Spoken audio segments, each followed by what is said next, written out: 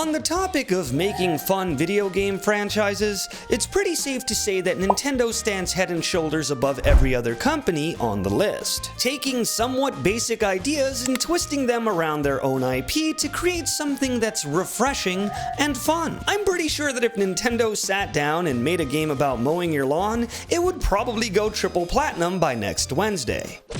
Wait, they did that? But out of all of Nintendo's very successful attempts at reinventing the wheel, none of these series get as high on the list as Mario Kart. Do you get it?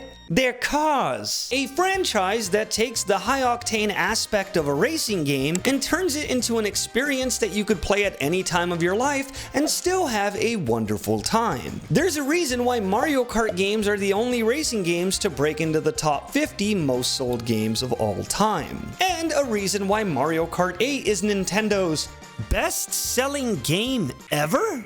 Except for Wii Sports, but we're not counting that. It's honestly kinda surprising. I thought that Rhythm Heaven Fever for the Nintendo Wii was gonna take that title, but you know what? You learn something new every day. With all great successes that have ever happened on this earth, there will always be sharks waiting in the waters looking for a sweet nibble of that success. To put it simply, there's a lot of freaking Mario Kart clones. From the great, the greedy, the awkward, and the just plain awful. So today, we're gonna dive into Mario Kart clones that completely blew me away. And believe it or not, that's not always a good thing. I also had to play all of these games by myself, so please subscribe to make me feel a little less lonely. Let's get into it. Wait, hold on. I'm getting a message. We're approaching the 6th year anniversary of Marvel's Strike Force. The characters will battle in limited time events as part of the game's 6th-year anniversary. We need your help in forming perfect teams to overcome challenges. Guys, we gotta go. This is important. What? Don't tell me you don't know what Marvel's Strike Force is. Marvel's Strike Force is a mobile squad RPG that allows you to create your own perfect team of superheroes and supervillains to save the universe from cosmic threats. You can power up your squad, complete missions, unlock gear, and you can even beat up other teams in epic PvP combat. Everyone's squad is bound to be unique because this is Marvel we're talking about. Do you know how many characters they have in this game? Everyone knows about Deadpool, charming, witty, and impossible to kill with like anything ever. He's also my pick for the most iconic outfit award because I really like his eyes. But did you know that he had a romantic fling with death itself and then had a daughter named Deathpool? Which I'm gonna have to give the most intriguing backstory award. Because what? And of course, they even brought along Morbius. Let's move on. Enter the promo code MSF6 for 310 Deadpool shards, 500 power cores, and 5 premium orbs if you're a new user. If you've already played the game, you can enter in the promo code NIGHT and you'll receive 15 Nightcrawler shards, 500 power cores, and also 5 premium orbs as well. One more massive shout out to Marvel Strike Force for sponsoring today's video. Go download it in the link in the description and I'll be seeing you in the Cosmic Crucible. The multiverse is calling for you, soldier. Will you answer? Starting with our most recommended title from our last Mario Kart clone video. The original Crash Team Racing. Oh, hold on. I gotta answer this. Hello? Crash Team Racing? Oh, okay. Yeah, that's fine. It's no big deal. Okay. Okay, I love you. Bye. Well, my mom accidentally got Crash Tag Team Racing, so we're doing that one now. Crash Tag Team Racing is one of those games that's so hard to explain that I may have to use interpretive dance.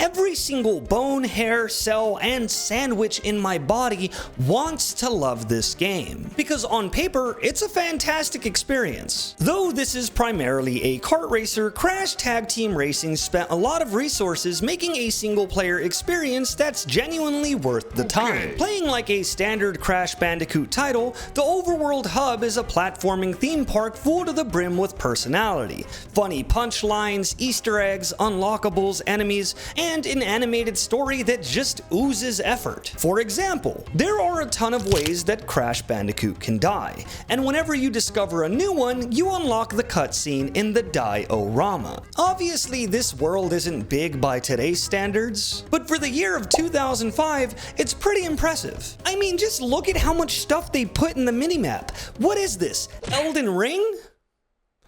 No. No, it's not. Still, the single player mode is fantastic, and even though the game is kinda dated, I actually did burst out laughing from some of the dialogue and cutscenes. Yes, my lord.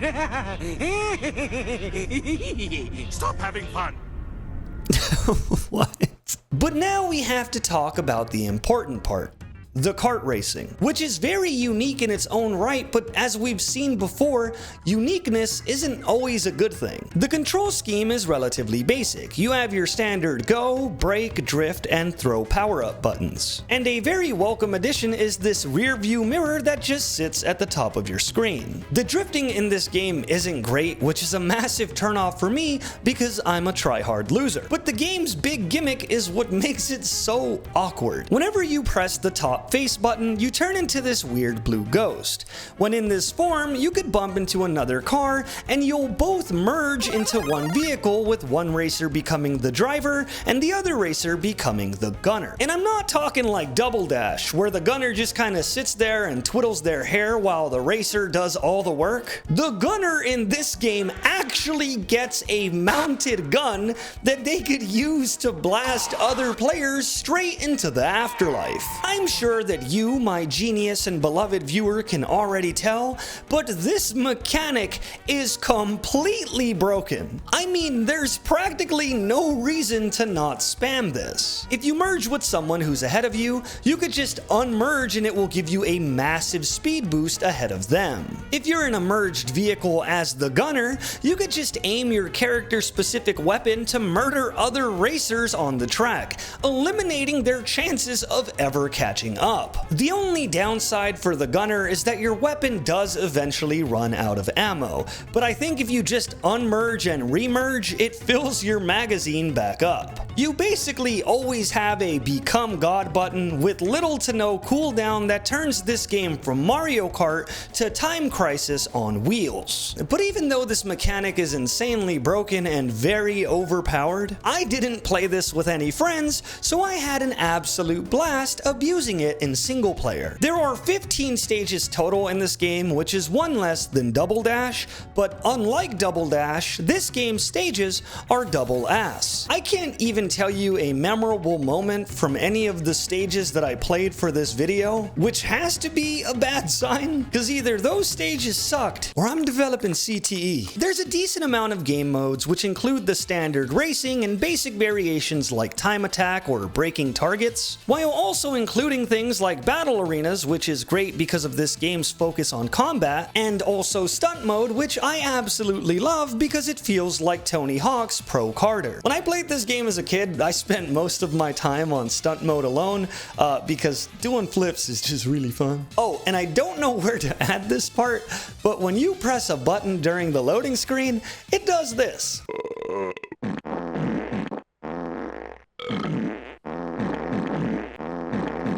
As a kart racer, this game really falls flat on its face for trying so hard to be unique that it forgot to make the core mechanics any good. I played this game for hours, and the only base item that I could even remember, I think, is a chicken, which homes, I believe? Yeah, the items aren't great either. But as a single player video game, I actually really like it. It's such a fun time, and even today, the story mode is pretty impressive for what it is. So I'm gonna give this game 8 Wumpa Fruits out of 12. Dude, my pants are like flooding. Look like shit. Okay, next up, we got Chocobo Racing GP. I've been super excited to try this game since I first saw it because just look at the cover. It's so cute. I'm sure the title theme is going to match the overall aesthetic.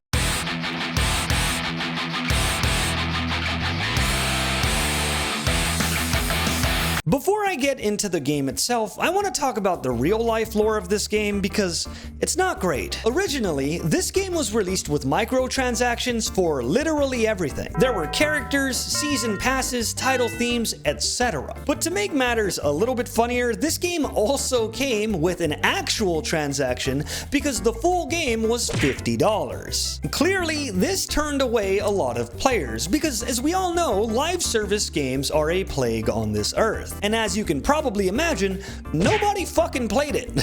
Which eventually made the publishers go, ah, damn it. Okay, fine, you guys win. Here's the full $50 game that you paid for to begin with. Which obviously left a very sour taste in everyone's mouth. I'm not talking Skittles, I'm talking more like year-old milk. And now that we covered that awful bit of IRL lore, let's talk about the game itself. Because there's so much to unpack here. I have absolutely no clue how they expected this game to survive with a battle pass, daily login rewards, and heavy grinds for certain items. Because that shit was never gonna work out. The netcode is not great, as you can expect from a Nintendo Switch title, but the problem really lies in the overcomplicated ideas that they try to force onto the player. Every character has their own vehicles, their own stats, and their own special move, which are very clearly not made with balance in mind. We have stupid garbage moves like Cloud, who just hits the enemies in the area near him with his sword, and then Azura, who makes a tsunami and hits people with it while also getting a massive speed boost. Balance, baby.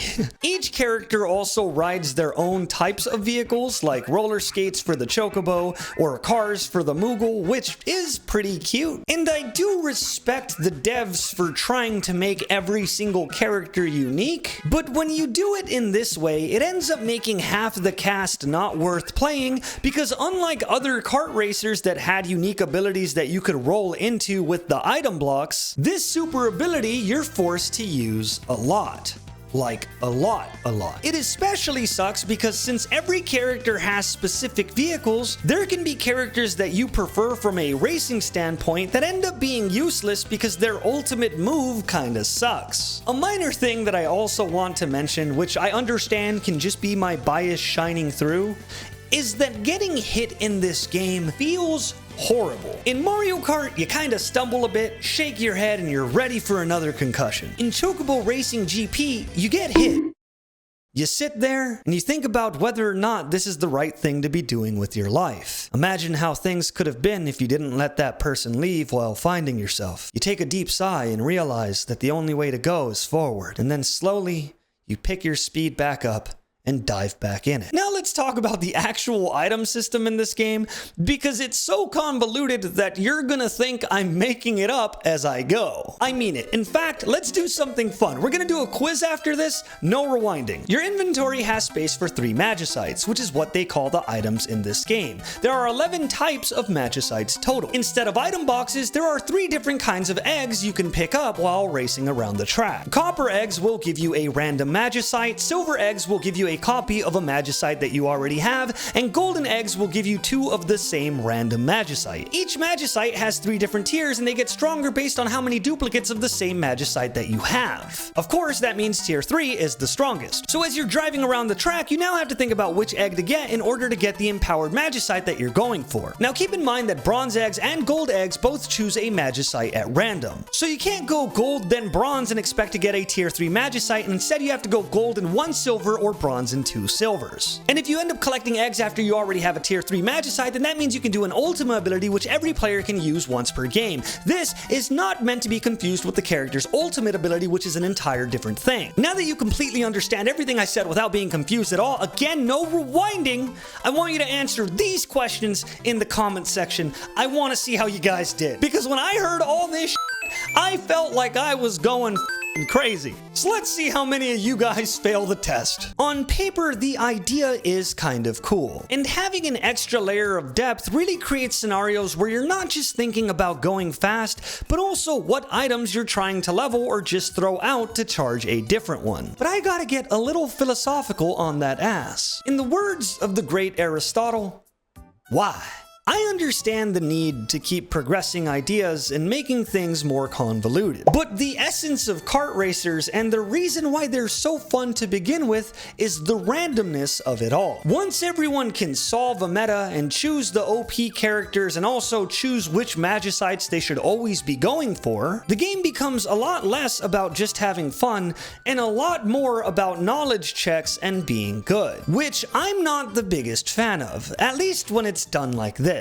They were very clearly trying to hyperfixate on depth to hopefully make a player base that they could milk for every penny they own, but now this game just kinda makes me feel like the board game friend. You know, the guy who brings a board game to just a regular night of hanging out and says, dude, trust me, it's gonna be so fun. And then he spends the next 2 hours explaining all of the rules so that everyone can know what the hell is happening. I mean, sure, if the squad is up for it and they wanna commit the energy to learn this stuff so that they can somewhat have a good time, then cool. But chances are they're probably gonna ask you to pop in Mario Kart instead, which will always be a viable option because they're both Switch exclusives. And that is just so confusing to me. Chocobo, did you really think that you were gonna break into Big Daddy's house and take from Papa? Paired with the scumbag tactics behind the game's original release, the awful netcode, and the overall lack of balance to a game that tried so hard to make something deep, I'm gonna have to give this game 4.5 Phoenix Downs out of 12. Next up, we got Mega Man Battle and Chase. This game was very interesting to me because for some reason, it never got a standalone release in North America. It was included as a bonus in the Mega Man X collection a lot of years later, but that's it. Now this game functions so much differently from any other kart racer I have ever played in my life. First off, every character has a primary move that they could use all the time. Mega Man, for example, has a buster shot that he can use to hit enemies, which also charges and can spin out opponents. Roll has a jump and a spin attack, and the list goes on. Everyone's car functions differently from one another. Mega Man is balanced, Roll is easier to control and gains a speed buff when behind opponents, Gutsman can drive off-road without losing speed, and it's honestly pretty deep overall. But you want to know how they turned this game into a Mega Man title? Well, that's easy. In the single player mode, you get to race other characters for parts of their car. And each part from each car has a unique property. You can race Gutsman and take his wheels, so now Mega Man can drive off-road without a speed penalty. You can take Roll's wing, and now you increase speed when you're behind other racers. And you can even race opponents at a higher difficulty to take more parts of their car. I know that nowadays it doesn't sound that impressive because just about every kart racer comes with customization already enabled, but this game came out in 1997, 4 months after Mario Kart 64. It's so cool for the time of its release, and it's a shame that we didn't get it in North America. The racing itself, though, is pretty basic. In order to get a power-up, you have to kill a certain amount of enemies on the track, but the power-ups kinda suck.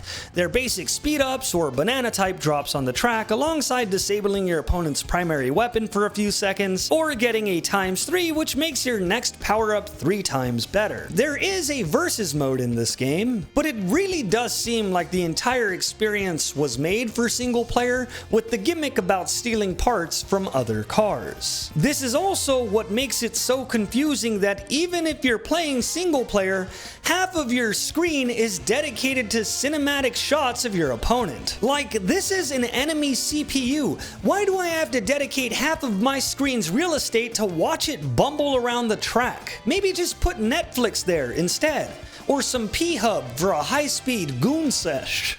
It's fucking disgusting. The one thing I will give this game credit for is that every single stage seems to have a lot of thought put behind it. The Gutsman stage, for example, has a massive shortcut you can take over dirt, but only his tires can go off-road, meaning that overall knowledge of the stages will give you a higher chance for success. And much like every Mega Man game ever made, having the right parts for the job can make an otherwise very challenging stage a lot easier. easier. Anyways, this game is serviceable, and for the time of release, it was innovative. But still, it was only released in the UK and Japan, so I'm gonna have to give it 5 UK flags out of 9? Next up, we got Kirby's Air Ride. Look, I know I've already talked about this game in my funny game modes video, okay? But if you don't let me talk about Kirby's Air Ride again, I'm gonna do something I regret. Kirby's Air Ride is my most played kart/star racer ever. I spent an entire summer of my childhood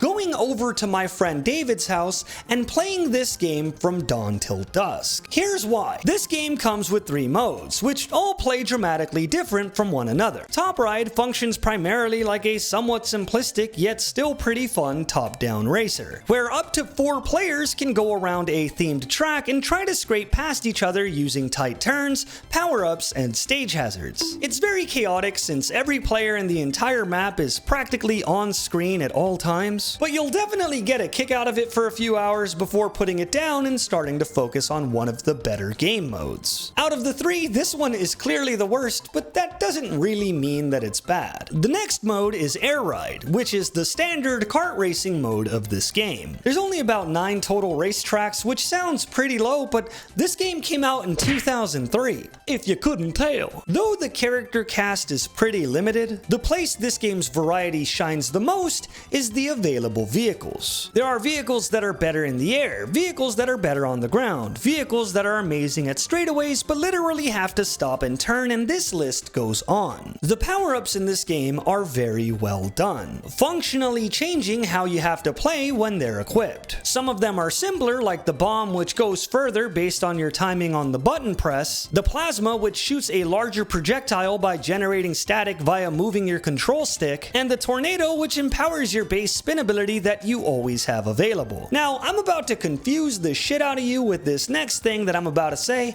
but bear with me. Though this is one of my favorite kart racers of all time, the control scheme in this game is actual dog shit. I mean it when I say that this game controls way worse than any other game on this list. It's a very acquired taste, and even though I spent hundreds of hours playing this game, every time I play it I feel like I just woke up from a coma and was forced to do the 100-meter dash. Basically, you have one button. I'm not joking, there is only one button you press the entire time you play this game, alongside your control stick. While racing, it charges your boost when held down. It's also a brake, so when you're charging your boost, you slow down or stop entirely. You can tap it near enemies to inhale their ability, or tap it while powered up to use the ability. With your control stick, you steer, but you can also flick it left and right to do a spin attack. When you're in the air, you can glide, but if you press your one button, it also instantly drops you down to the floor. You can also hold your stick backwards and press your one button to dismount your star,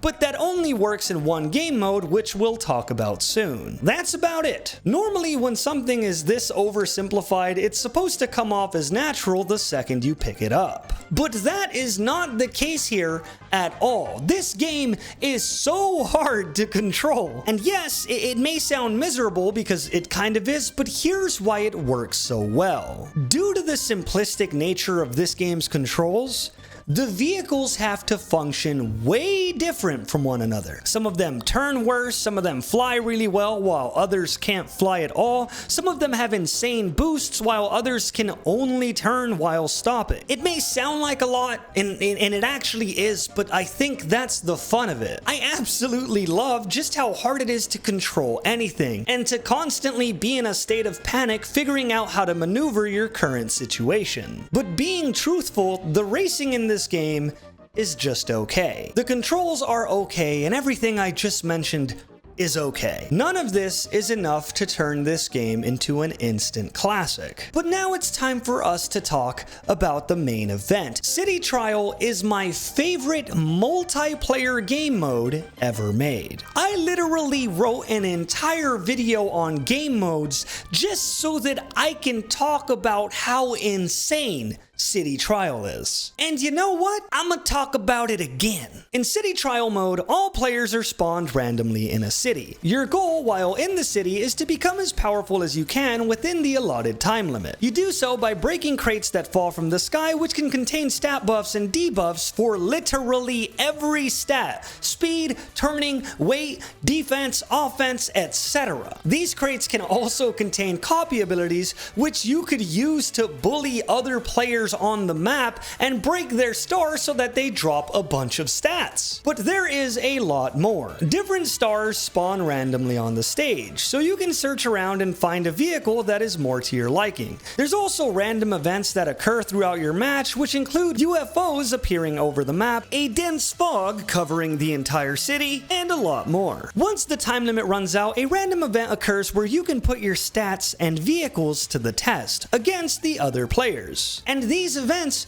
can be anything. They can be battle arenas, fly-focused maps where you need to get distance or have accuracy in the air, drag races, normal races, and the list just goes on. The randomness just makes this game mode so exciting because you can be a Chad and spend all of your time getting a star that is just super fast on straightaways, and then you could luck out, get a drag race event, and smoke everyone on the track. But you can also be very unlucky and choose a hefty motorcycle trying to get ready for a battle arena, and womp womp idiot, it is a flying stage you have to compete in, and the stupid motorcycle can't fly. There's also these legendary ships that can only be assembled by collecting all of the pieces of Exodia, and if you're lucky enough to get the 3 pieces, you'll basically win any event. But when you're collecting the pieces, it tells the other players that you have them, which will make them try to chase you down and steal them from you. This game mode is just genuinely so fun, and I'm gonna talk about it every chance I get, so this won't be the last. City Trial is just a game mode that has to be experienced by everybody. Adults would love it, kids would love it. Hell, if the Grinch played this game mode, he probably wouldn't have done all that anti-Christmas shit. So I'm gonna have to give this game 15.5 stars out of 17. Hey, I hope you enjoyed this super long video, and are there any other Mario Kart clones that I missed that you really want to see me talk about in the next one? Please let me know in the comment section below, because I'm always looking for more kart racers to play, and these videos have been a blast. Here's a cool playlist for videos that are exactly like this one, which I think you'll absolutely love, and here's another playlist for other videos that I've done, which I think you'll love as well. So go ahead and click on one of those 2 playlists while I guess I'll just sit here and just stare into your soul.